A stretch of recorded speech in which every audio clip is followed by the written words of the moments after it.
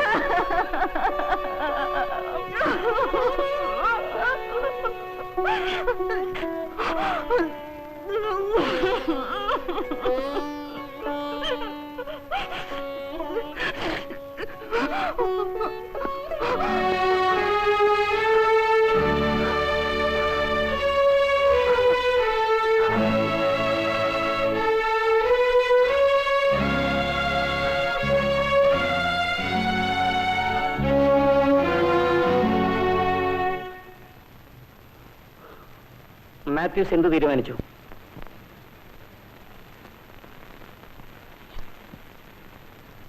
ആഹാ, നല്ല whisky, beautiful flavour. താനൊരു peg അടിച്ചു നോക്ക്. ഞാൻ ചോദിച്ചതിന് മറുപടി കിട്ടിയില്ല. എന്തിനെ കുറിച്ചാ ചോദിച്ചത്? മാത്യൂസ്, ആളെ വിദ്യാർത്ഥിയാണോ? 1 മണിക്കൂറായി ഞാൻ നിങ്ങളുടെ മകളെയും കുട്ടിയെ പറ്റി സംസാരിക്കുന്നു.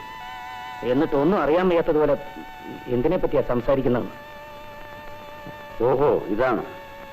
മാത്യൂസ്, പ്ലീസ്, വിനിത ഒറ്റയ്ക്ക. അവളുടെ കാര്യം പോട്ടെ. ആ കൊച്ചു കുട്ടിയെ ഓർത്തെങ്കിലും വിനിതയെ തിരിച്ചു വിളിച്ചുകൂടെ?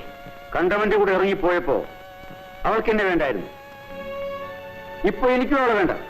അവസാനമായി ഞാൻ അപേക്ഷിക്കുകയാണ്, പ്ലീസ്. എടാ പ്രിൻസിപ്പാളെ, നിനക്ക് വേറെ വല്ലതും പറയാതെ പറ. മിസ്റ്റർ മാത്യൂസ്, ഇനി ഒരിക്കലും ഇതേക്കുറിച്ചാണ് നിങ്ങളോട് സംസാരിക്കുന്നത്. പക്ഷെ ഒന്ന്, നിങ്ങളൊരു അച്ഛനാണ്.